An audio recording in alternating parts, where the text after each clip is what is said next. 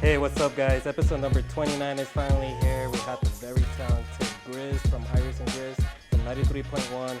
Great episode, great stories, a lot of laughs like always.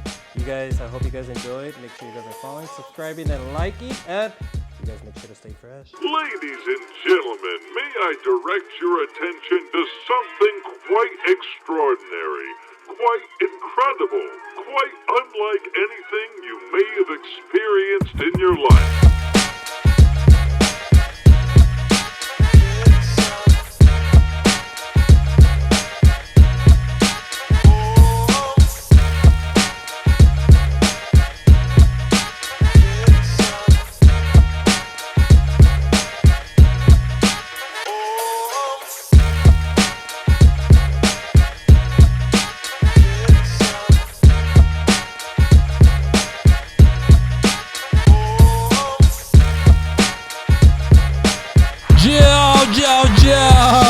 Welcome back, guys. Welcome back to another episode of the Takeover Show. Jeez, Chuy, episode number 29, my dog. Wow. 29. That's crazy. Crazy.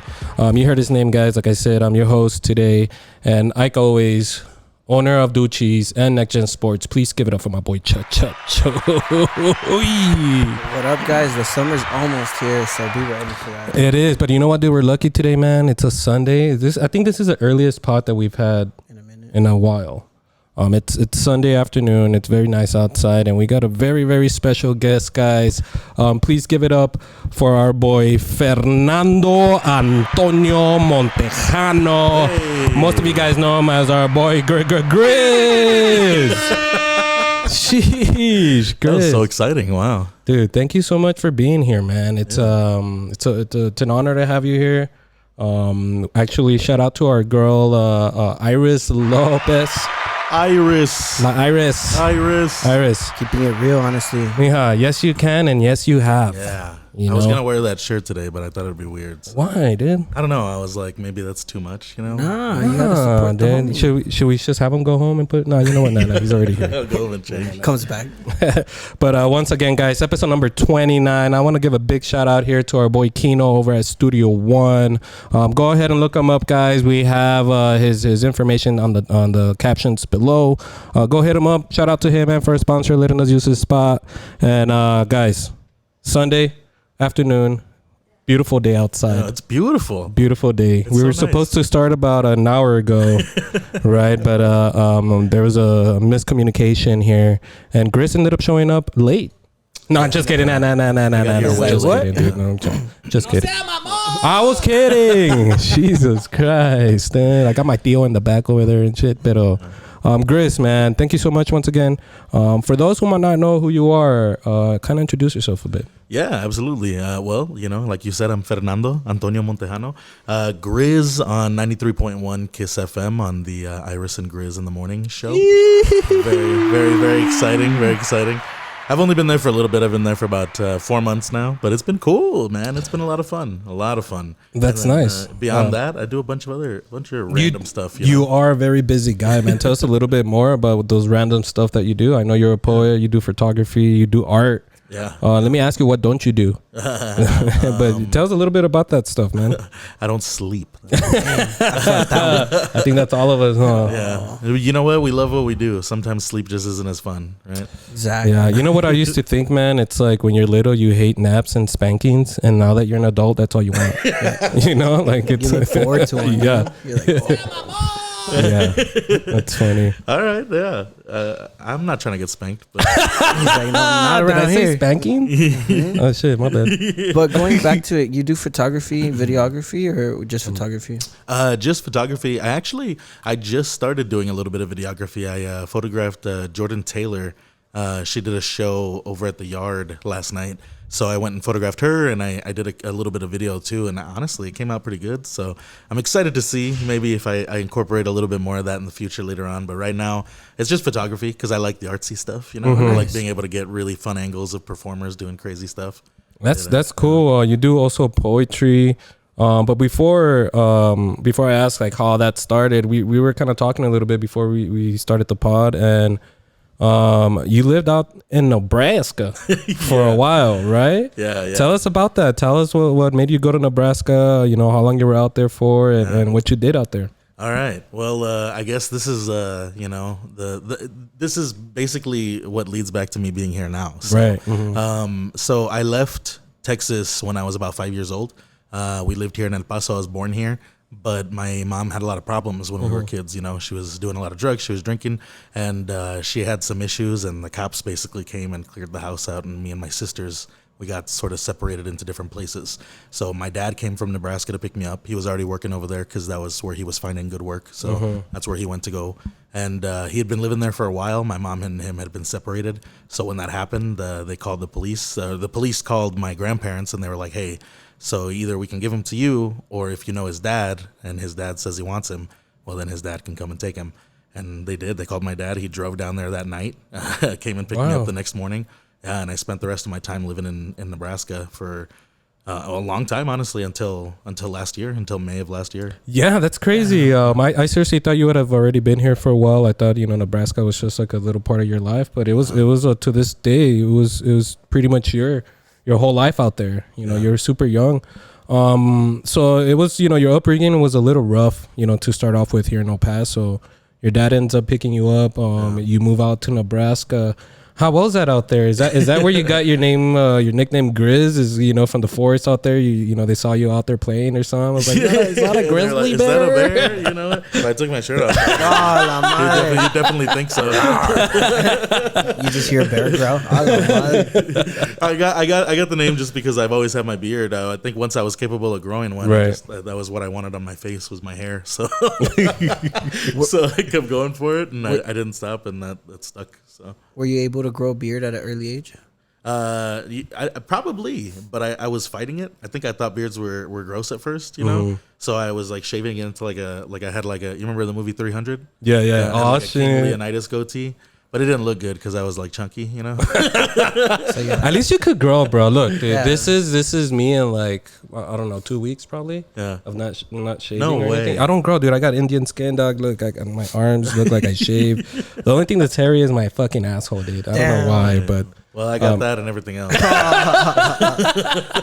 It's like you see him brushing his chest at night before he goes to bed. I do sometimes. You have to, no? Every once in a while. I mean, I don't have to. It's not that long, but it just feels good. Chuy, you gotta start doing that, dude. Pues no tengo nada. Let me see. It's all right. I got like 3 hairs. I named them, dude. But how was life out there? I know that we were talking earlier, and I didn't know this, but the town or the place that you lived out there in Nebraska, it had the biggest Air Force base in the country, right? Yeah, and you know what? I don't know if it's the biggest, but I think it's the most important.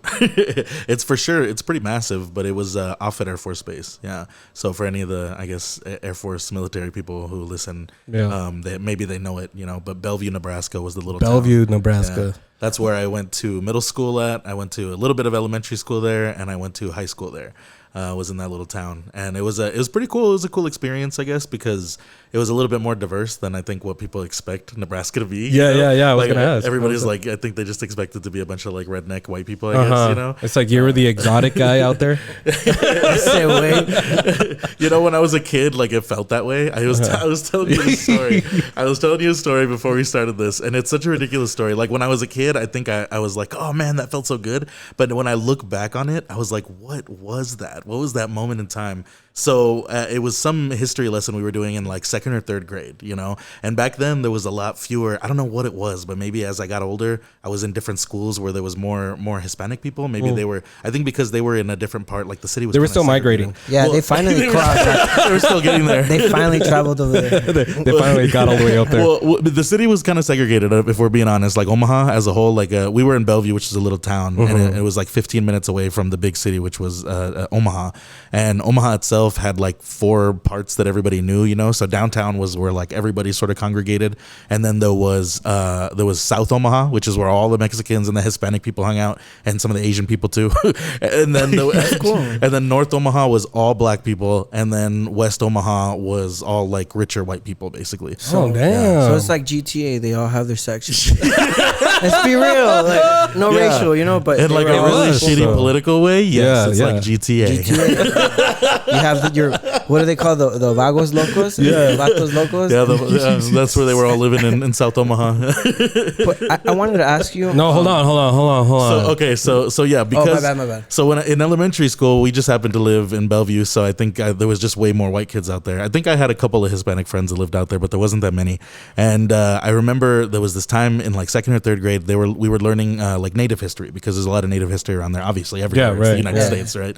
So there was a bunch of it that we were learning at that time, and there was this passage. I think it was like maybe it was like a poem, or it was like a prayer or something from a Native tribe, and it was written in whatever Native language it was written in. It wasn't written in Spanish, but you know, I was like, maybe I can read it, and I was a kid, you know, I was a child, so I read it, but I read it the way that I knew how to speak Spanish, you know. It was, so I just read it exactly the way that it would sound there, but you know, because none of them knew any different, they were so excited about it that they clapped. Oh, They gave me a round of applause. It's like he really is exotic. He's over here reading As I Native. got older and I was in more spaces where there was more brown people around, I was like, that was a ridiculous moment. That is a white ass moment in history. You know what's funny is that I'm thinking maybe your teacher at that time, like maybe she told her like her classes like after you, like, you know, I used to have a student that used to read Native. you're all honorary on her wall and Very shit. proud moment. And now because of that, it got him grizzly She bear. mentions it every year. You're on the Hall of Fame on her wall. Yeah, the Grizz. The Grizz. That's hilarious, man. And Chris, well, what were you gonna ask him, bro? It's because we were talking earlier, and you said at school, back to the military base, or right? Yeah. You said at school they gave you guys. Well, I don't know if you want to explain it because there's a bunker and all that. I think that was pretty cool. So Outfit Air Force Base is like really, really important military wise. That's sort of what we learned. And I mean, I guess it's not what we learned. It's what it is. That's the base for people who don't know. When 9/11 was happening, when they went and got Bush and he left that, reading that he was at. That school. The school. And then he took off after that. The bunker that he went to and the bunker that any president goes to since it's been built is at Offutt Air Force Base. Yeah, are we supposed to say that? Like, shouldn't that be a secret? I don't think so. I'm pretty sure it's like common knowledge. Yeah, I guess so. I that's mean, do why we it's- know where well, Putin goes going back to when that, shit what like did- that happens, what or did do they we know tell where you? all the other I presidents? mean, go? I don't, but maybe somebody does. Well, what did they teach you in school? So what I remember what one of my teachers had told me when I was in, I think, high school. I'm pretty sure it was like a freshman. One of the teachers was telling me, because especially in small towns, and I think it even happens here, of course, but you have these teachers who grew up in the town and then they become teachers and then they come back to teach at the same, schools that they were going to. And this teacher specifically was telling me that his teacher back in the 80s during the Cold War, he was telling me that guy was like very blunt. He was very straight up about their chances if there was like nuclear war. He And what grade was this? I think that guy probably was in like middle school when his teacher told It's him. probably Red Foreman. Oh shit! I'll put my foot in your asses, and then you'll get nuked. And then you'll get nuked. But basically, that's what that teacher told him. He was like, "Hey, this is a really, really important Air Force base, and this is the first place that they're going to hit if the nukes strike. It's one of the first because this is where the most important very person important, comes. Yeah, like the president is here. So Yeah. if that's who you're trying to kill, then they're going to attack that place. And that's funny. And you know what I was thinking, and I told you that too. It's like I think they would have hit Fort Bliss as well. It's just because of how big it is. So it's like I feel like Grizz over here follows the most dangerous places to be for a nuke war. It's like I was in Nebraska. I feel like I'd be at home if I go to fucking El Paso. Another dangerous White place for Sands is a just nuke strike. a walk away. So. And I was thinking like I told you guys, I was like, it's in the Northeast, bro. Nobody cares about that place. And then he's like, but I live over there. My family lives there. Man. I live in Central, I'm right there. If it hits there, I'm dead for sure. Dude, but imagine being like a 5-10-year-old and it's like, oh yeah, if they nuke us, we're not making it. Oh yeah. A la madre, like what? Oh yeah. There was this and when I was in Nebraska, I actually wrote this big piece, because like you mentioned, I'm a poet, so I guess I can talk a little bit about that now. And through poetry, I got to do a whole lot of different stuff, a lot of really crazy stuff. One of the cool things we got to do was they asked me and a bunch of other poets through this organization that I was working for, the Nebraska Writers Collective. They asked us to come in, find some pieces from the big gallery, this big art gallery that existed in Omaha. And they were like, hey, so you guys are going to get to choose a piece and you get to write a poem about this piece. And the one that I chose was It was a photograph that depicted these two women, one older and one younger, I think mom and daughter. And the daughter is taking care of this woman. And for about 10 years, I worked with adults with disabilities and children with disabilities in various different capacities. And so a lot of the work that I did sometimes was doing that, bathing people, taking care of people that way. So you could kind of relate to that. Yeah. And then at the same time, there was talk of World War III going around. It was like right before the lockdowns hit. It was right before the lockdowns hit. There was some like World War III talk going down. And that picture, it was supposed to be in Japan. And the way that, the image sort of, I guess, alludes, it makes it seem like the bomb is being dropped. And that woman is taking care of her mom for the last time before the explosions. And so the piece that I wound up writing was about that. It was about me taking care of the group of people that I was currently taking care of and what it would look like if a nuke hit. There's this website called thenukemap.com. You can check it out.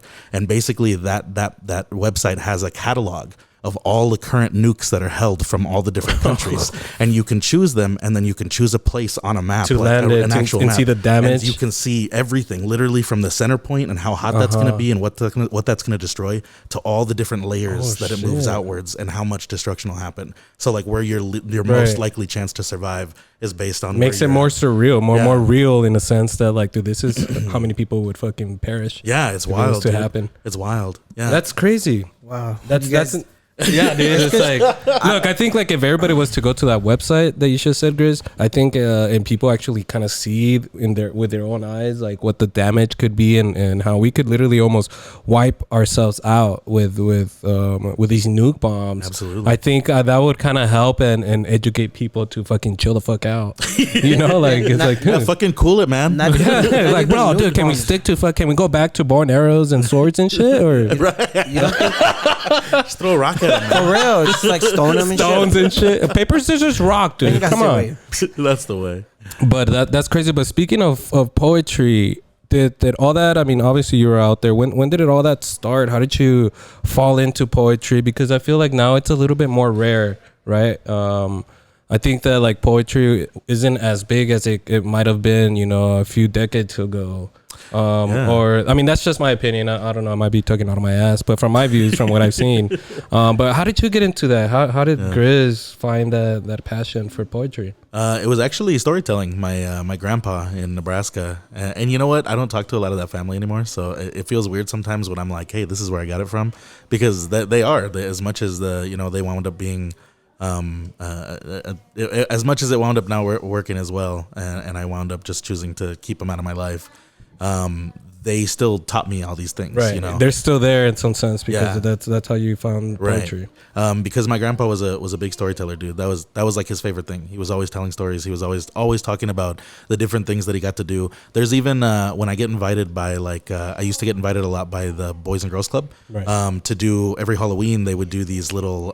They would hold a room. It would be my little room where I would pull kids off to the side. I'd have like spooky sound effects playing, and then I would tell scary stories. You try and put them in that moment, right? Yeah. I loved it because they like being scared, so you could get away with like a jump scare where you get them all, screaming and whatever, and they're into it. They love it. They think it's a lot of fun. And some of them would even like challenge me. They were like, no, you can't scare me. But all that to say, one of those stories that I still tell to this day is a variation of a story that my grandpa told me. My grandpa told me the story about, being in the Army, and he was hanging out basically at this base. They were doing, some guard work, and there was all of a sudden this rustle in the long grass in front of them, and they all got scared. They didn't know what was going on. Something was running at them, and they got real intense. And this is how my grandpa tells it. He builds it up. He's getting crazy. He's like, and then all of a sudden I couldn't think of what else to do. We heard it was getting closer. Pulls his gun out, bam, fires his rifle. The thing stops moving. They go and check on it, and it was a pig. Oh damn! It was just a wild pig. And so he ends the story by telling this, he's like, and so we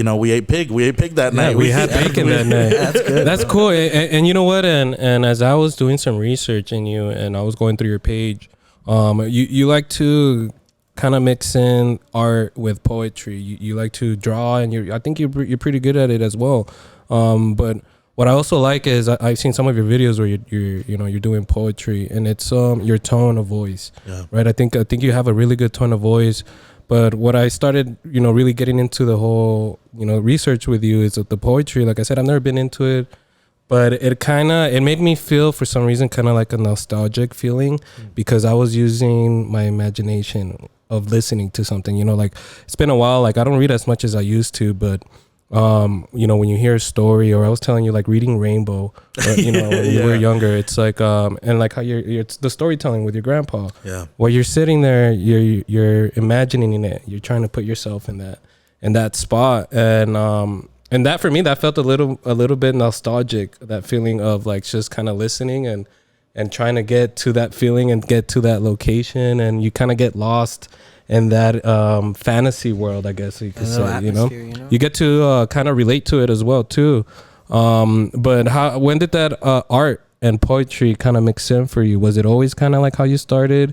You said it was through stories with your grandpa, but when did the art part start? I didn't start drawing until a couple of years ago in 2022. Really? Yeah. So when my youngest sister passed away, she passed away at the same time that my longest relationship had ended. So I just gotten out of a rough times. God, what was it, about 8.5 year relationship? So you got out of a real one. Yeah. So and it was a big one. Thanks. And you know, that was one of those where you know what? There we go. It was a long relationship, and you know, me and that person are on better terms now, but you know, it ended because I had a lot of things that I was still working through, you know, like we started off the story. I didn't grow up in a good place, you know, and a lot of that sort of carried through the rest of my life. It's one of the reasons I don't talk to my family over there anymore. You know, it was just a lot of things that happened that made it hard for me to be in that relationship. And it wasn't until after I got out of it that I was able to sort of, you know, heal, do the work, go to therapy, and figure all those things out. And in that time, literally just a couple months after that breakup happened, my sister passed, and I was pretty devastated. And there was a lot of things that I had stopped doing. I was still writing, but it was sad. It was all depressing and sad. Yeah. I mean, it makes sense. I mean, what you're going through, it was one of your lowest points. Yeah. But a friend had given me the sketchbook that I started using, the very first one, for my birthday, and I don't know what compelled me, but it just felt like good, you know, to put the pencil down and to be able to draw something and to maybe like get those feelings out of my head in a different way, in a way that I hadn't tried to do before, you know? You were like, talking to someone in a way. Yeah, almost. And a lot of it was to my sister, because me and my sister, that was one of the biggest things that we had connected over. So that's kind of a crazy story, because my sister passing is what brought me here. That's the reason that I came to El Paso. After she died, my mom needed help. My sister was helping her. She was taking care of her, and my sister also had a daughter, my niece Aria, and so they together were living with my younger sister, and she was doing what she could to keep them afloat. So once she passed, that was not as easy for my mom to do. And so I moved down here. She had finally called and asked for help. So I was down in Nebraska for maybe another I want to say half a year, maybe another 6 months. I cut some contracts that I was working in. I finished a couple other ones. And then I, came back to El Paso to live permanently so that I could try and help my mom out. How was that transition? I know that at that time it must have been a really tough time for you. But getting that call from your mom and saying, "Hey, can you come back to El Paso?" And you hadn't been here since you were little, right? I mean, you said you would come visit during the summers and stuff like that, but to come back and actually live here, how was that feeling for you? How did you take that, and knowing that you were coming back to the Sun City? Yeah. I mean, honestly, I was pretty excited, Yeah. I already wasn't talking to a lot of my dad's side of the family, except for a couple of cousins who, they're dope as hell. They were. Hey, shout out to you guys. Hey, shout out to my cousins, to Daniel, Michael, to a couple of the other ones. Daniel, Michael, you guys are the shit. I got them. They're tattooed here on my hands, actually. That's sick, bro. Is that a Pokeball? Wait, where? Oh no, this was tattooed on my sister's hand, and I got it for her. Yeah. Awesome. What was your sister's name? As well? Her name was Bianca Hernandez. That's beautiful, bro. And I appreciate you opening up like that, because I saw you post a thing about this on Instagram the other day, and I even left you a little comment because, dude, I have 3 sisters, bro, and I don't know. I could never know I don't even want to know, bro. So I respect that, bro. Yeah. Hey, bro. Thanks, man. So, I mean, you were going through a rough patch there. You come back to El Paso and actually start living here. How was those first few days or few months here being back? And what did you think about work? Were you worried about work? Were you worried about what you were gonna do? That was the worst part. That was the scariest part, because I didn't know how I was gonna transition. So before I came down here, I was working at a professional opera company for 3 years, Opera Omaha, And that place was really cool. I was working as a part of an art fellowship. So what we would do is we would create custom curriculum for art workshops, and then we would implement them in different community spaces. So sometimes it was working with adults with disabilities. Sometimes it was working with people who have been paralyzed from different accidents, things like that. So it wasn't just one certain. No, yeah, disability. It was sometimes homeless populations. Sometimes it was just senior citizens. Whoever needed the help. Yeah, basically. Yeah. That's cool. Whatever That's organization. dope, sometimes it was kids too. We were working with different kids, helping them with singing and stuff like that. But we did all these different things, and it was cool as hell. And I was getting paid full-time work, which is awesome. Shout out to Op Roma because they were paying artists. And Shout out to them, man. Paying my boy Grizz. And on top of that, they contracted me to do a whole bunch of other things. And then through that, I got a job working on the radio over there, where I was working for a place called KVNO, and I still work for them. So shout out to them. If you ever want to hear me on the radio for classical music. Yeah, I was gonna say you mentioned this to us, and it's classical music. Yes. So if you follow college football, then UNL, University of Nebraska at Lincoln, because of the Huskers, the Nebraska Cornhuskers. So that school has UNO as well, and then UNK, University of Nebraska at Kearney, University of Nebraska at Omaha. And at Omaha, they have a classical music radio station that's been active for 50 years now. It's incredibly popular. They've been doing lots of stuff, and they're amazing. So before classic music became classic. No, I'm just kidding.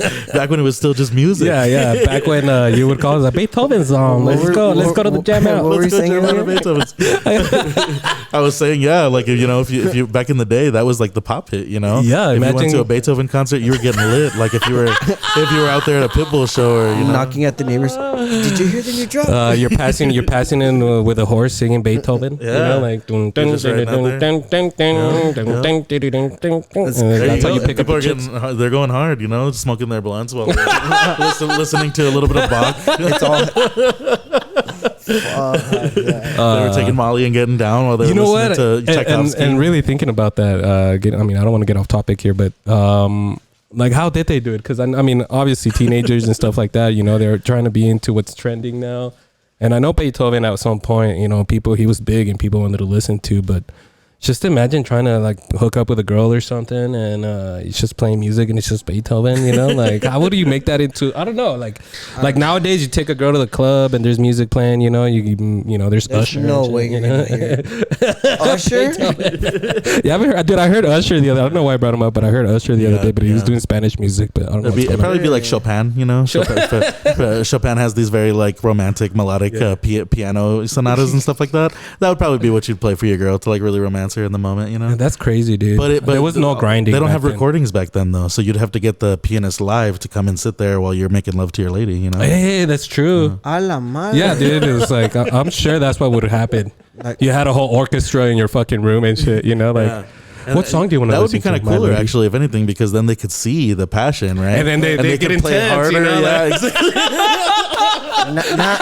Nowadays, we call those videographers for porno. They finish too early, and then they play sad music. There you go. So yeah. You guys are insane, bro. That's classical music. I mean, if you think about it, I'm sure that happened, dude. I'm sure with leaves and grapes and everything. Yeah, I mean, fuck yeah, dude. I'm sure that happened for sure. Like even before all that, like the Greeks probably had like some guy like fucking playing the little banjo or some shit. The lute, and chanclas and shit. Chancla with a flute. While you're hitting your lady from the back and shit. Like change the song. Yep. Yeah, but that's funny, man. So I started working on the radio. So back to the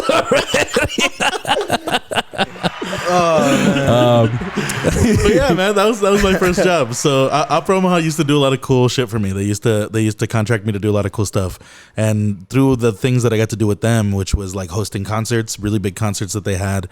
One of the concerts that we were going to host was with the general manager of that radio station. It's a nonprofit radio station that runs through the University of Nebraska at Omaha. And that spot was my first time on radio. That was my first time getting to work there. And it was actually kind of cool because it was a weird parallel, because over there I was working with one of the dudes who was like a radio legend as well. He'd been on the air for years and years and years. Literally, I got to go to this big party that they had for him at like this rooftop like party that they had. It not on the roof, but this like the penthouse suite, I guess, in this building. And they were honoring him because he's been a part of the city for such a long time, you know? And so I was really excited to get to work with him. But then I moved here, and now that I'm working with Kiss FM, I'm working with Bus Adams, who's also another awesome. He's another like local legend who's been working in this for a long time. You know what I'm talking about? That's what I was thinking when you said that. I was like their version of Buzz Adams, Johnny Cage, you know, like exactly. And they have other guys too. Like the Midwest has Todd and Tyler is what their name is. Okay. I think they're one of the more popular, and they're around a lot of different states, sort of like Buzz is, where he's in a bunch of different states here. But that's who that guy was. He's been on the air for a long ass time. He's been doing this for forever. They give him like, you know, special like things that he gets to do. Right. More like the segments that he gets on the radio. Like he has these special segments where he gets to do certain things. He gets to talk about certain stuff. It's cool to see. And then now we get to sort of be in with this next local guy who also has been around for a long time, has been doing this for forever, and I'm getting to see sort of what it looks like in this end, because this is a whole different radio world now. It's not classical music. It's not it's not like a non-profit organization. Yeah, it's mainstream stuff at a for-profit like actual like station, like a radio station. Look at his smile, and he's just 4 months in, bro. I know, dude. I'm proud of him, bro. Yeah, dude. Shout out to you, bro. Thanks, man. Thanks. Shout out to you. And you're a great vibe, like how you said your voice. It fits for the 915 people. Mm-hmm. Yeah. Cause I was mentioning, I've said it in a couple episodes, bro. He doesn't sound like he's from Nebraska. I was in Deep Juarez, bro, and like they were playing Kiss FM. No way. Yeah, and I heard Iris talking about, I can't remember what, but I was paying, and I looked at them, bro. And it was like in the middle of nowhere in Juarez, bro. But they had like a little ass speaker hanging from the rack. But that was their music. Like they could pick anything in the world, bro. Hey guys, this is Grizz. So I thought that I'm like, oh, they're listening to the homies. You know? That's super cool. That's cool. But speaking of 93.1, how did you land that job? How was that process, or how was it? Did you hear about it, or somebody recommended you? How did it go? Just luck, I guess. I made a LinkedIn account and I didn't touch it for a couple months, and then some recruiters hit me up and they were like, "Hey, what the fuck, what's going on?" I've been working on my fucking LinkedIn account for a year straight. I was telling him, like, I don't even have any followers on that shit. Should I make one? Did I? Oh, so you get? They probably saw it and he's like, "This guy looks like a warm dude." Let's hit him up. I had you know, it was one of the good photos from back when I didn't have hair, when I was bald, you know. So that I looked pretty cool. I looked professional, you know. Then you showed up and you're like, "Are we being catfished?" And they were like, "What's going on here? Who is this hippie?" That's your style? You like to rock it? Like the long hair? Yeah. You know, I go back and forth. If it gets too hot, I'll cut the shit off. It looks good. I'm not gonna lie. I feel like it fits you, man. Fits your character. You remind me of what's his name, Guillermo Chuy, like with the headband, the goalie from Mexico. No, you know who he reminds me of is Jack Black. With that hair and the sometimes when he had his fucking Afro can grow a beard. Look at Grizz. Yeah. How many times a week do you shave or trim? Or? Not at all. I just let it go. I think like once a month, you know, I go through with some scissors and just make sure it's not like looking like a mountain man status. Right. Did you ever find like random shit in there? Hell yeah, dude. Sometimes a couple of birds. A fucking joint. Like, oh shit. Wow. I'm saving this for later, I guess. I forgot all about this. So how, you said you got lucky with 93.1. Yeah. What do you mean by lucky? Well, you know what? I guess I shouldn't say that. I've worked my ass off for a long time. Like before I got here, I was doing a whole lot of different things in the arts in Nebraska. And you know what? Honestly, I think for a long time I was bitter too, because I was doing work, but I was super depressed, and it wasn't until after like I really like fixed my shit after the breakup. After you my actually started putting yourself into it. When I put myself into it, I put my work into it. Like I was talented, and I was making stuff that people liked, and I was able to work and do this cool stuff. but I wasn't as motivated as I am now, you know. Right. And so it's crazy for me to think about that, because when I got here in El Paso, I also busted my ass. I started working for the Barbed Wire Open Mic with Richie Marufo, who's amazing person who knows damn near everybody in El Paso. Shout out He Richie. knows like every person. Yeah, shout out Richie. He's awesome. And it was just his birthday too on the 6th. So happy birthday. Happy late birthday. birthday, yeah.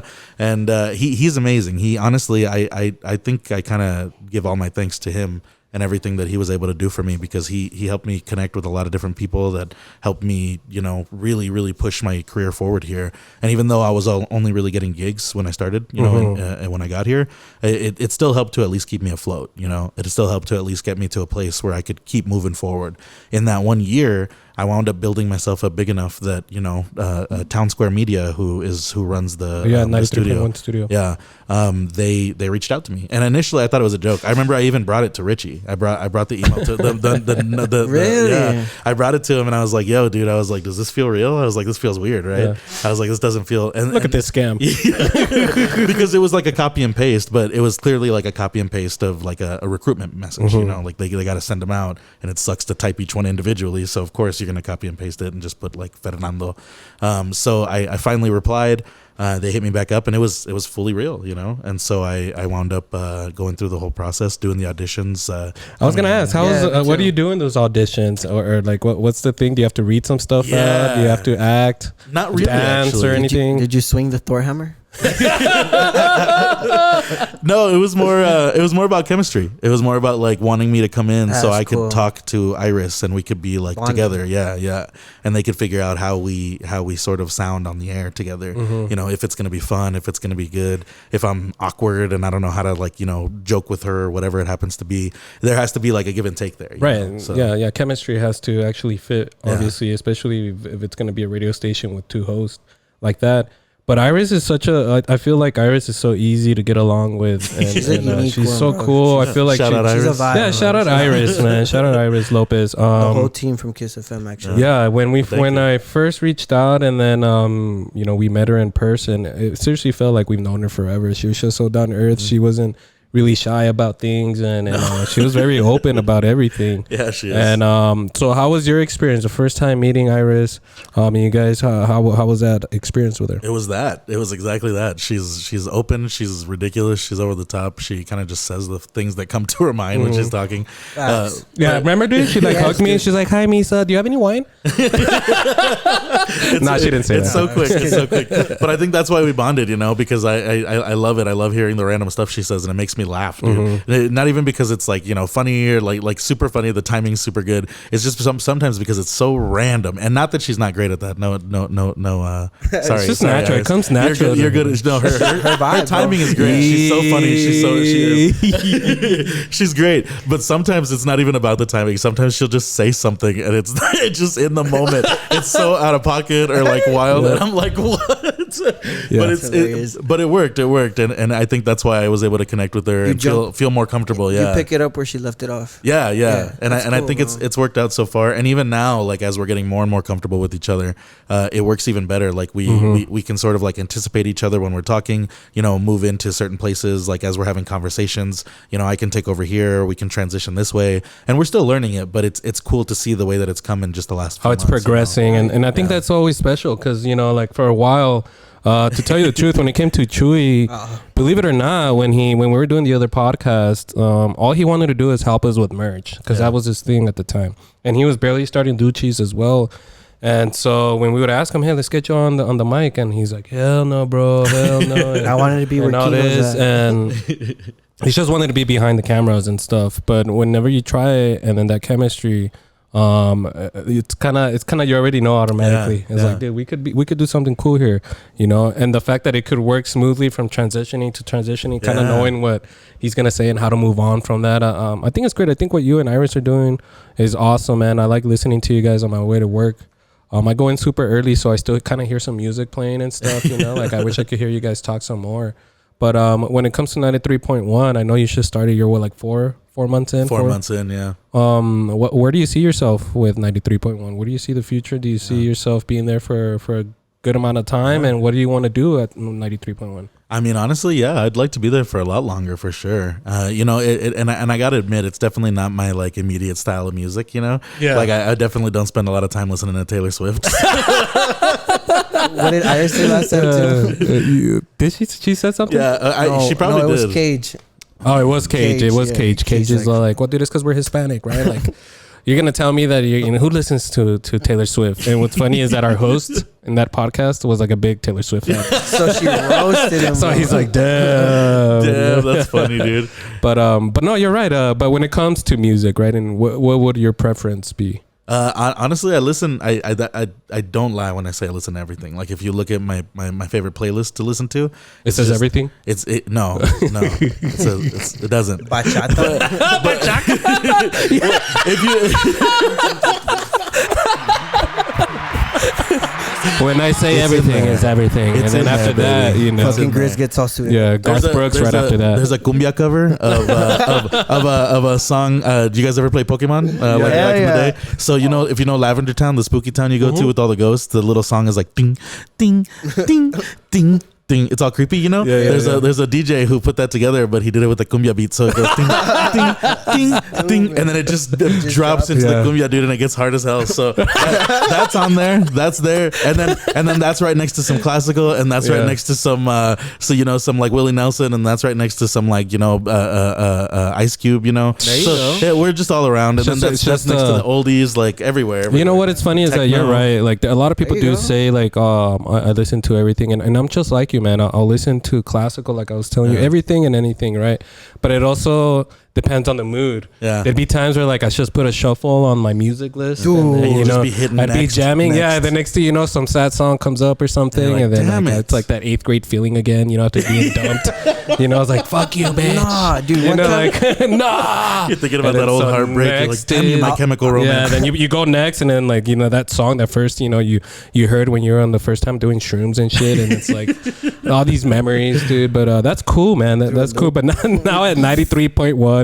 Listening to Taylor Swift. Are you a big? Are you even a fan of Taylor Swift? Like, not really. Would you let it play or no? I mean, if it was my choice, I probably wouldn't just. You skip that fast forward. It's not on my playlist. But that's not to say that like there aren't songs that like when they play, I'm like, okay, I'd rather this song over the other Taylor Swift song, you know, or like over some other pop song that I'm not a huge fan. Yeah. You know what you should do one of these days? You should just play some classical music, like, and you just throw it in there, like right when people are going to work. You know what, dude? Some of the most fun stuff that we get to do is like random little things like that, like, and not playing a whole song, but like we played, the song Mama Number 5. Mm-hmm. Okay, so that song, he's like a little bit of Sandy, blah blah blah, like all the different names. Yeah. So we played it because it was a request from a listener on a Throwback Thursday, and as it was playing and it was getting to the names, Iris lowered the volume really quick, said her name, and then put it back up. So Iris would do that. A little bit of Iris on my mind. And that was ridiculous. I remember it was a little bit of Iris. It's like she doesn't even sing it. She's like, she did not, Iris. Dude. Like, she didn't sing it. She just said her name like Iris. It was great. It was amazing. That is hilarious, that's dude. A good one. That's cool. So I'm glad you're having fun there at 93.1 because it's not just radio stuff that you guys are doing. You go to like events. Yeah. I've heard and seen you doing it over at the Cool Mountains, or what's it called? The Cool Canyon Nights. Cool Canyon Nights. Why can't I fucking remember that, dude? It's like the 3rd time that he has to correct me. Cool Canyon Nights. Yeah. So how is all that, man? Experience all that. I'm guessing you weren't doing that in the classical. Yeah. Were there any classical events that you would go to? Or I'm telling you, dude. We'd get lit with the classical. You know what I'm saying? Damn, we should go back to that. Let's throw a classical party, dude. Here with our boy Kino, dude. He's got a DJ. He's ready. Shout out Kino, man. One more time. Studio One. Hey. But they'd get down or what? So no, not through the classical radio station, but through the opera. The opera used to do this thing. The opera used to do a thing called God, I can't remember what it was called exactly now. It was basically opera in the park. and we would go out there. They would set up a little stage in some different parks all over Omaha, and people could just come out for free and chill, listen to opera. They'd get professional opera singers to come up on stage and actually like sing some songs. They had the pianist, like the head pianist from the organization, would come out and he would play the pieces while they would sing. Sometimes they'd have him come up and do little duets, so they were singing together. It was cool. It was pretty chill, and especially when it was a nice night, like a nice day out, and you're just like walking around in the park. You're not expecting you're it. walking out. You're not. Imagine you start smoking, and then they're setting up while you're smoking, and then it fucking hits you, and you're super high, and then you start hearing Oprah. Hear beautiful music. You hear Oprah Winfrey. Oh my God, Oprah! Sorry. You got a new car. You got a new car. Everybody gets a new opera. So I got to do those, and then the other thing that I got to do that was even more lit than that was they're called prelude talks. A prelude talk is the little conversation that you have. It's like a 20-minute long speech that I had to give before every main stage opera. They did these really big operas over there where they weren't little shows; they were massive. Some of them were even world premieres that started there in Omaha, and then they would go to bigger operas later on in different parts of the world. So I would do prelude talks for these audiences. I would give a 20-minute long conversation, get to talk about all this different cool stuff. I would literally get to hang out with the cast of the opera that was happening, the directors. I would get to interview them. I would do all this fun stuff, get to be behind the scenes, and then I would give this really like poetic, passionate interpretation of everything that I saw from the history of the show, leading up to what they were going to do here in this new production, and then from there, I would get them excited for all the different things that they're going to see, and then that was it. I would end it that way. Kind of like an intro to get you ready. Yeah, and hyped basically, yeah, for something. And I got to do it for all of them. And by the end of it, we actually had people calling the opera house to ask if I was going to be the one doing the talk. And then the very last couple of shows that we did, it was a standing room only audience. So they were there to people were coming in early so they could watch this thing, learn about the show, have me talk about it, and then they get to go inside and do their thing. So I got to do stuff like that. Look at you! I got to do things like that, and then even the big concert that they would do was this big outdoor concert that they had in this massive amphitheater, kind of like the one that we have, but it's not as cool as Cool Canyon, because Cool Canyon is built into a mountain. Yeah, that is cool. That's rad. But they did have this amphitheater that was in the middle of downtown basically, and the view for it was pretty cool, and the park was pretty big, so a lot of people would come out to it. But they would do this huge production, this actual operatic production where they would have multiple different songs from multiple different operas, and they would show them, and it was basically like a kickoff for their main season. Right. So it was all right, the season is starting. The next 3 operas that are going to happen over the year are about to happen, but this is the beginning of it. Yeah. Right. That's awesome, dude. That's sick, man. Yeah. I've never, like I said earlier, I've never really looked into it or been a part of it, but I think that's a lot of people too. I think once they experience it, I think they would see how nice it is, or how entertaining it could be as well, because I feel that sort of stuff is very it's more emotional part, right? You could feel it emotionally with what they're saying, and when you're introducing them. I could just imagine Grizz, especially here at the Cool Canyons, right? I get hype when Cool Canyon Nights, and it's cool and it's funny because it's out there in the mountains, so it's you see him come out of a cave, we Are got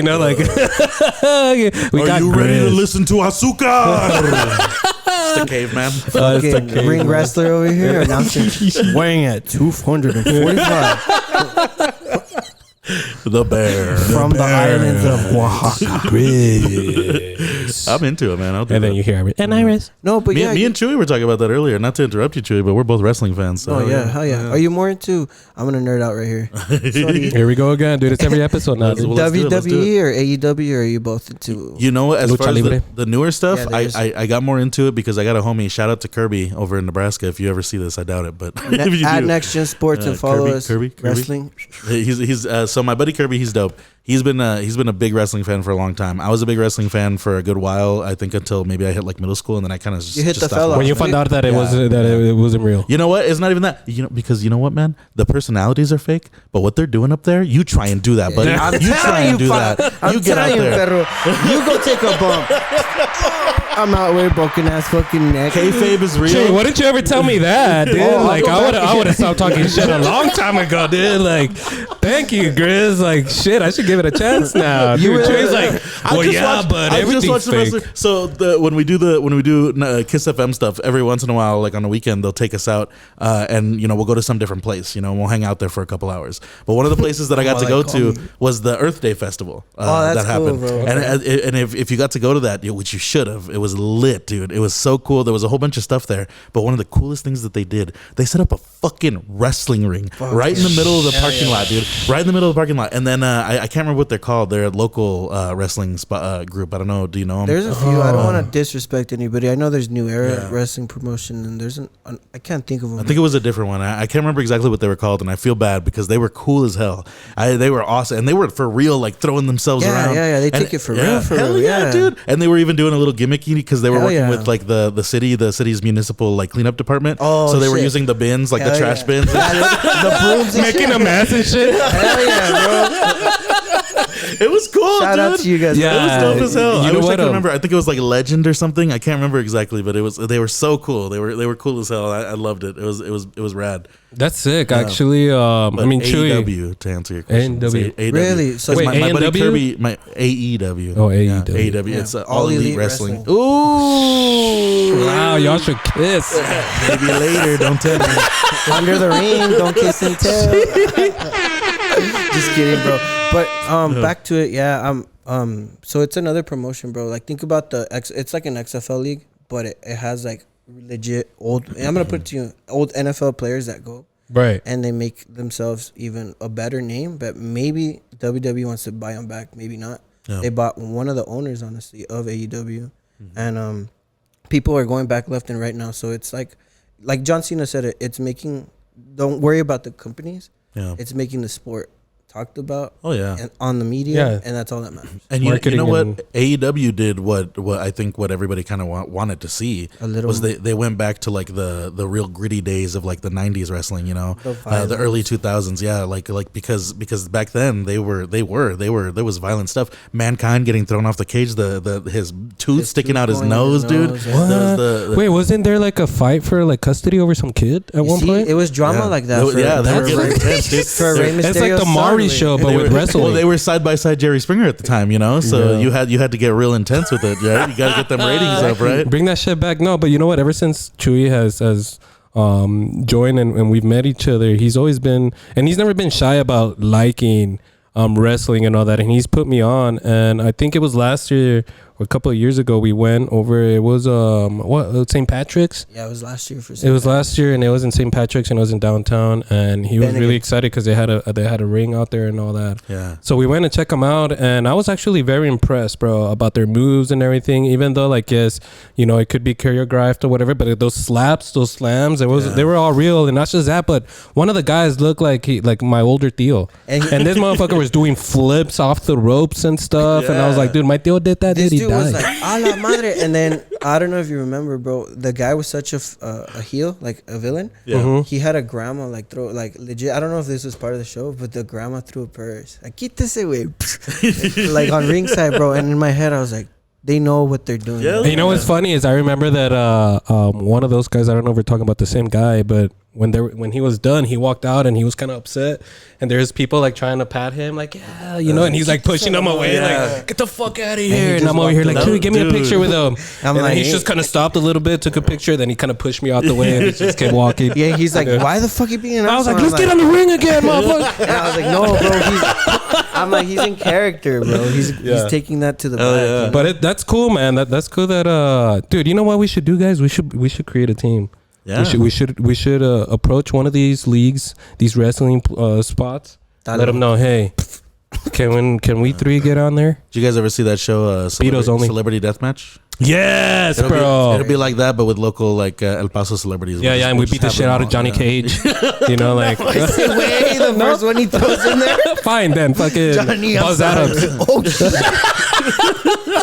To have them two fight. Nah, you know what? Nico, bro. Fucking Nico. I'll get Nico up in there, dude. Nico versus Craig. Nico versus Craig would be a good one. Two flaquitos. Two flaquitos. Dude. Nah, dude, because then they get start a fire and shit. Nah, bro. All that friction. It's all that friction. But that's cool, man. I love what you're doing, bro. I feel like how we've been talking.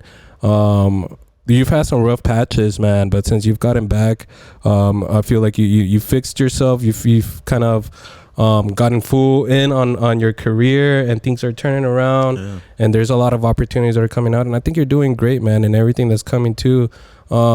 Is there any future shows? Is there stuff that you do? I was looking into you're a host of the Barbed Wire open mics, right? Tell us a little bit about that. Yeah, well, the Barbed Wire is awesome. Actually, could you let them know right here where they can find the Barbed Wire and everything? Hey. Que rollo, my love. Shit, should I play some music or something? No, some classical music. Give me a little Chopin, you know, something sexy in the background, some classical guitar, Manuel Ponce. The Barbed Wire open mic is actually El Paso's biggest, most popular open mic. They even have a day. December 13th is actually Barbed Wire open mic day. No way, I didn't know that. Awesome, dude. Shout out to them. Yeah. And they have their own day, bro. We gotta get one of those, or a whole month worth, or something. You know what? That would be cool. Yeah, a whole month. The Takeover Show month. Yeah, the Takeover month. What was this for again? That's for the Barbed Wire. That's sick, brother. What were you? You weren't listening? No, man. I had to go take care of the camera. Just what the hell, man? I'm out of here. I'm sorry. No, dude. Now he's gotta go and migrate. Yeah, poor guy. Yeah, I have to go hibernate, bro. Damn, dude. No, but can we run it back real quick about the Barbed Wire? So the Barbed Wire open mic. Fuck. And the whole episode was going smoothly, Chuy. You know what? Let's start over, dude. They call me El Cacas, but in English, they call me shit. No. It's like, they call me daddy in the sheets and dumbass in the streets. Now I'm out.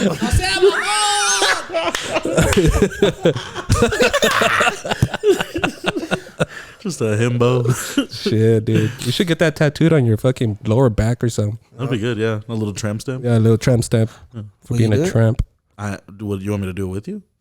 I'll get my own tattoo, but you can do that one. You know? Hell yeah. Super. Hey, but before we forget, guys, and continue this shit, Grizz, can you look into that camera one more time before you tell us about the Barbed Wire open mics? Let everybody know where they could follow you, where they could listen to you, where they could check out your open mics and stuff like that. Yeah. If you want to follow me on any of my socials, you can find out where the next show is going to be or what's going on. You can check me out at The King Grizz. I am on Instagram, or you can look me up, Fernando Antonio Montejano, on Facebook. I'm always posting about the different things we're doing. I do writing workshops in the city, and then at the same time, I work with the Barbed Wire. So there's always different opportunities for the artists out here to come and showcase their stuff, or just practice what it is that they're working on and get a little bit better in a space that nobody's going to judge you, you know? Don't invite me because I'll judge. Yeah. I'll judge the fuck out of everybody. I'll kick you out. Tell him. Yeah. Tell him. I will judge you for kicking me out, Dougie. This isn't cool, man. Get out of here. Get out of here, Misa. So this was open for everybody. That's I'm just speaking my mind. But yeah, we have shows pretty much every Tuesday. So if anybody's looking for like a consistent spot to come out and do something, you don't want to wait a whole month to come out to one. We got one every single Tuesday, either at Rosewood or Mona, the Modern Art Bar, and those two places are owned by the same people, and they're right next to each other. So if you forget which one we're at, just show up anyway, and just we gotta get that same owner, dude. We gotta get that owner. I think Iris had recommended him to be on our show, and so we're gonna reach out to you, Biller. Kike, he's awesome. Shout out to Kike. He's super cool. It actually taught me a lot of really cool history about the city too. Because on top of all the other stuff that I was doing in the year that I've been here, fuck does he know? Stay away from Claire, man. Right? Don't say it. It's because all the rest that he does is during hibernation, and then after that, it's just straight work. Yeah, you know, I don't stop nonstop. But I was writing for the City magazine as well. So okay, now I'm definitely out. Yeah, man. Later, Chuy. You're cool, man. You're too cool for me. Yeah, so I was writing for the City magazine, and I was learning from Kike a lot about the history of the reason there are so many like really unique bars in El Paso, like these really cool places where the owners are going all out and trying to do crazy stuff like the Mad Hatter, and then you've got the Rubik's, which is I think the Retrocade now, right? Retrocade. You got that place like Church Bar. I was kind of tripped out when I went in there the first time. I was like, holy. There's should I even say that? I don't know the name of it, but it's Grandma's House. I don't know if you ever Prickly Elder. Have you ever been to Prickly Elder? By Monarch. You guys are all talking newbies. You guys are not even thinking old school. What about that one right there on Prickly Elder? Rosas Cantina? It's been around for a while. I don't know. I never been to that one. Prickly Elder? Hasn't Rosas Cantina been since like the highway was on Donovan? Maybe, I don't know. There's a lot of places we gotta. Have you gone to do your Chicos? Of course. Yeah. You're a Chicos fan? I like it. My mom is slowly turning me against it though. She's making my boy Chuy right now. I've been trying to take him to go, and he's like, no, dude, no shit. She's just upset because the cheese. Yeah, it's of course. Everybody's that's what everybody is telling me. It's not the same. It's not the government cheese. You know what place I did finally get to go back to that everybody was telling me has never changed and they still love it? Yeah, I guess. What the place that LNG? Roscoe's? No, I thought maybe you'd get it because everybody says the same thing. Is Peter's? Peter Piper. Hey, fire, bro. But they be taxing. But I understand the world. You go to the buffet, dog. Quality. That food, that pizza is solid, dude. Yeah, the pizza is solid. You know what, dude? Shout out to Peter Piper. But you know what I don't like, man? Is like the leftover Peter Piper. Oh yeah, like fresh is fucking cheese, good. After that, dude, I can't. It's not good cold. It's not good reheated. Shout out Peter Piper. You know your fat ass still gonna eat it after. I know, dude. I know. After some Nubis dispensary, but yes, dude, everything tastes good. Sorry, Nubis. Shout out Nubis dispensary. Yeah, shout out to Nubis. But so this is what. Hey, I'm sure nobody noticed it, but I'm gonna just go ahead and say it right now. Chuy's shirt is backwards. Damn, Chuy. I only want to say it because honestly, after I forgot about it, it looks nice. Yeah, it looks good. You look good. good. So it's backwards, but you got to represent, right? Brandy, Nubis, everybody, we had an agreement, but I guess I only came through. But it's all right, man. I'm lying. I wanted to rock the hell out of your shirt, but I wanted to use the logo and I put it on back. Controversy, drama, dude. We love it here at the Takeover Show. But you're gonna hear about this drama in 93.1 in the morning and shit, and then your mom's gonna send you a text and be like, ¿Qué chingado estás haciendo con la camisa al revés, pendejo? ¿Quién te vistió saliendo de la casa, cabrón? ¿Qué te dicho de esa madre, güey? She taught you better than that, okay? Yeah, she taught you better than that. I'm sorry. Qué vergüenza este niño. And then the tías are gonna hear about it. And then the tío, pendejo que traes. Pinche vato por estar viendo wrestling, güey. Every time. No entiendes. Nunca aprendes, güey. Culo. So that's what happens, kids. Leave that wrestling for the middle schoolers. Every single time they see you, they're just gonna like make a joke about your shirt being in reverse. That's fucking funny. But this is what I want to do, guys. We're gonna move back towards the end of this pod. There are some trending topics that I want to come up and talk to our boy Grizz about. Something local that this just came out. I saw a video with our boy Aaron Jones promoting it, and it's the 3rd annual charity softball game, the ANA All the Way, on June 27th on your birthday. You're gonna have the I don't know if you knew about this. Last year they did the same thing. They had all these celebrities come over and have this softball game there at the Chihuahuas game, and this is to raise awareness and help out I think the kids of America for sports and stuff like that. And so far you're gonna have Aaron Jones, you're gonna have his brother, you're gonna have Mika Parsons from the Cowboys, Tyler Goodson from the Colts, and then you're gonna have George Hill from the NBA, bro. Wow. You're gonna have all those guys and a lot more. I think last year we also had like our girl Crystal Poppin.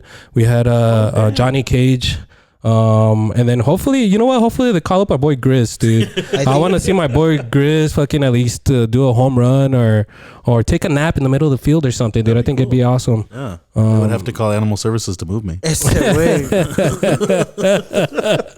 Called the El Paso Zoo. Or for the nerds, they'd have to get a pokey flute, and play that shit. So I'll wake up. Wake his ass up. But speaking of Grizz, have you been to a Chihuahuas game or a Locomotives game since you've been here? So get this. I've never been to one here, but I actually did get to go to one in Nebraska. Really? Yeah, because before COVID, the minor league teams were still playing each other all the way out there. So the Chihuahuas came down to play the Omaha Storm Chasers in the stadium that they have over there. Who won? So I do not remember. But I do remember my dad got some merch. So he used to walk around with a Chihuahua shirt in Nebraska. Hell yeah. Fuck yeah. I could just imagine Grizz out there, like... I do the wave all the time. ¿Qué rollo con el hoyo? Northeast. Woo, Devil's Triangle. Shout out to the Devil's Triangle. But dude, speaking of the Chihuahuas, Chuy, can you tell us a little bit about these past game that they had, man? It was an incredible game. Tell us a little bit about it, Chuy. So our boys were down bad, bro. What was the score, dude? There's a score on there. It was 15-3. Jeez. 15-3 on a baseball game, doggy. They brought it back?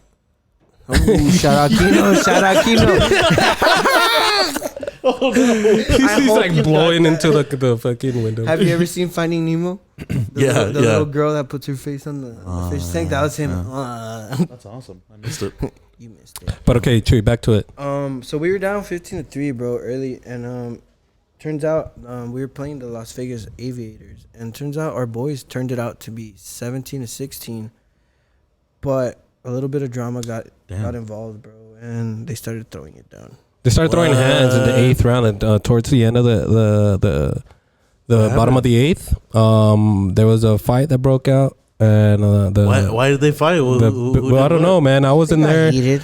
But you know what, dude? If you were to promise me that shit would happen at every fucking baseball game, dude, I'll buy season tickets. I'm there. Yeah, I'm there, dude. Like, I'm a big UFC fan, and if I could enjoy some baseball and some fighting, dude, like échale un chingazo. So basically, what you're saying is UFC. Mátalo. They got bats. That's scary, man. Una patada ese güey. Just give UFC fighters bats. Hey, oh shit! Nah, but you know what? I don't think they use all the fights that I've seen in pro. I don't think I've ever seen them use a baseball bat. No, I don't think so. That's true. They'd throw it down and just. They throw it down. I mean, because then that you could probably get kicked out forever, banned from fucking playing again. And if you're dumb and you're making millions a year playing baseball, you wouldn't do that. But I always think it's crazy because that's just a part of hockey, Like, dude, I'm not a big hockey person, but que se armen los putazos. And it's funny how I don't know. I've been wanting to ask for I'm not a hockey guy, right? I don't know much about hockey. Same. But if you're a hockey guy, let us know, how do they do it? Because I've seen several games where before they start, right, and then they throw the hockey puck in the middle. These guys already, I don't know if they planned it. I don't know if they send each other a text or hey, we're gonna go at it right when this starts. We're not even gonna do shit. We're just gonna go at it. I mean, you've seen it where the ref throws a puck on the floor and these guys just throw their gloves down and shit, and then they start. And then the other time I saw one where it was 5-on-5. All the guys that were on the fucking ice were fighting, and it was what? How was this planned? How do you do this? You guys send each other hey, you guys want to just start off now? Or should we do it later? You don't join a hockey team because you want to play a sport. No, you join a hockey team because you want to fight. Yeah. Hey, Chuy, I don't know if you could check this or look it up, but I ended up seeing how MMA is growing a lot. They even have that slap shit or whatever now. I saw one where it was they look like hockey players, but it's only MMA. So it's guys fighting dressed as hockey players on ice. They're not playing hockey, they're fighting, dude. What? But not just that, but I also saw a sport where they started where they're playing football as hockey players. Instead of playing hockey, they're playing football. No way. On ice and shit. That's fun. Yeah, you guys should check it out, man. I'm gonna post this stuff, but it's crazy how violence is coming back. I was telling Anthony Austin Brown that hopefully we get to a point where we could do kind of gladiator shit. Yeah. The pedophiles, just have them fight for the death, dude. Yeah. I mean, isn't that what all the movies do? They're always hey, you know what? We're gonna have these people fighting to the death, but it's all just death row inmates. Yeah, they're gonna die anyways. Yeah. Which isn't always great. Some of them aren't supposed to be there, but I guess Hey, throw them in the arena. Que se armen los chingazos. They can fight for their freedom, I guess. Yeah. It's hey, if you win, we'll just give you life. Did you ever see that Gerard Butler movie, Gamer? Oh yeah, I did. Where it's like literally that's the whole thing is like they control like the prisoners and they do like Call of Duty basically, but they're actually just shooting against like. And there's like kids playing it, right? Yeah, like the kids are like controlling like the actual prisoners. But I think the thing is that if the prisoners win like 10 games in a row, then they get to actually get out. Yeah, and to get out, that's crazy. Actually, speaking of gaming, off topic and shit too, but I saw on social media, bro, they came out with like the most realistic looking game. Oh, it's like an it's a body cam, I think is what it's called. Yeah. Oh yes, body. Dude, if you look at it, Chuy, bro, it looks like it's fucking real. It looks like it's a body camera, like a cop or a special ops team. But it's he's like running, right? Yeah, it's like a team deathmatch style game. I think I've seen it. Yeah, so you're playing multiplayer with a bunch of people, and it looks like super real. It's crazy. It's sick, dude. It's sick. But all right, guys, we're getting here towards the end of the pod here. What we're gonna do is we're gonna go around this table. We're gonna give our final thoughts. If you got anything else to promote, Mr. Grizz, that would be the time to do it. But I'm gonna go ahead and let Chuy go first here. Chuy, final thoughts, my friend. I want to give a special shout out to Grizz, bro, for joining us the first time at Nuvis, bro. You didn't even know us, bro, and you rocked this, so I want to appreciate that, like 100. Oh, thanks, and man. then we were running off a schedule today, bro, and we did throw you off a little bit of your day, so I'm sorry about that, bro. We'll make it up to you, but I appreciate you rolling by, bro, helping us out, and you always got friends here, bro. I appreciate you opening up and shit. My heart is warm. Thank you. Damn, Chuy, you should kiss him after this. Maybe. But Mr. Grizz, final thoughts for you, sir. Yeah. Well, firstly, thank you guys for letting me be a part of this. It's one of those things where I keep meeting different people in the city who've been doing this stuff for such a long time, and I don't always know exactly who everybody is, and I feel kind of bad. Like I actually, I had met Buzz Adams for the first time one day, and then the next day I forgot. And so we met each other. We were in a room, and he went to shake I went to shake his hand. I was like, "Hey, nice to meet you." And he was like, "I just met you," and he got so upset about it. I don't think he was actually mad. We laughed about it, but I felt really terrible. But it's just one of those things where like I was born here, but I'm still new here, Yeah. And so I'm learning all these different things and getting to meet you guys. And before we actually started doing the he's kind of like a no sabo kid right now. What does that mean? To explain to him a little bit. No sabo is the new generation of kids that like, for example, like your mom. I don't know if you know Spanish. Yeah. Spanish. So you have kids, right? But you don't teach them Spanish. So they don't know the culture. They don't know the area around. So grandma's like, "Quítate de ahí," and he's like, "No sabo." They didn't know. No, que ves los frijoles? He's like, okay. "Oh, no sabo." Okay. Like, It's nothing bad, dude. That makes sense. That makes sense. Nothing bad. No, what he was saying is that your taste is like no sabo of El Paso. Yeah, not yet, but look at you where you're at now, man. Yeah. And that's why I was so excited, when we were talking outside and you guys were telling me more about how long you'd been doing this and all the different people that you've gotten to talk to. I was like, man, I'm honored that you guys would want me to be on here, And so super excited. Thank you for letting me be here. Thank you for letting me talk about all the different things that we do. Thank you for thinking that I'm cool enough to be a part of the Takeover Show. Yeah, dude. Yeah. That being said, guys, Grizz, once again, like I said earlier, once we found out that there was going to be a new host there with Iris, right away I told you, you know what, we got to get them in. We want our people who listen to 93.1 and people that watch our show to get to know the people that they listen to on the daily. You're going to become a voice that people listen to every single day on the radio, and like Chuy was saying, they even listen to it over in Juarez. And so I would want people to kind of know you. It's just how we've met you today, man. A very down to earth guy. I think you're a cool dude. I think you're extremely talented in all the fields that you do, and you have a very bright future and good career going here. And once again, man, thank you so much, bro. Like, you're more than welcome. Our doors are always open for you. Oh, yeah. Hopefully we could plan a little vlog or something and kind of go with you like on a day in life with the boy Grizz, and we could, start off in the cave and then come out, and I'll show you guys the meadow that I hang out in, the little stream that I get fish from. But thank you, man. Yeah. Thank you so much, Chuy. My brush routine. Good shit. Yes. Well, we'll have Chuy brush you down and shit. It's a bromance, baby. It's a bromance. It's Peter Piper, I'll see you right now. But everybody listening, guys, thank you so much. Episode number 29 in the books. Guys, please make sure you guys are listening to 93.1 in the mornings during the week, Monday through Friday. Grizz, what time can they listen to you, man? You can hear me every morning from 6 to 10, Monday through Friday. Me and Iris hanging out, and it's going to be a good time. And, join in, download the app, let us know all your thoughts. Tell us who is the jerk.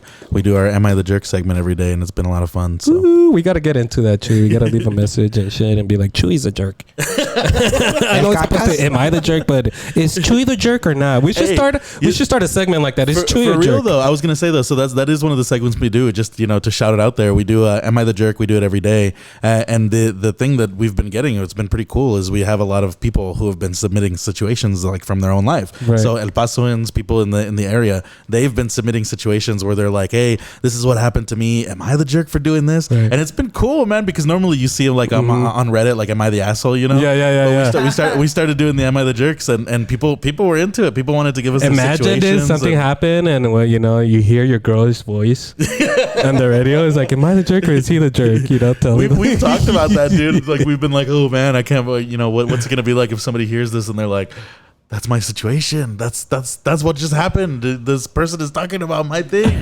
That's you know what you guys should put? You should put that novela music in the background while they're explaining if they're a jerk. It's just because there's so much drama. But all intense. But guys, thank you so much. Episode number 29 of the Takeover Show. Please make sure you guys are following, subscribing. You guys, please make sure you guys are being safe out there. But not just that, guys. You guys make sure to stay fresh. We are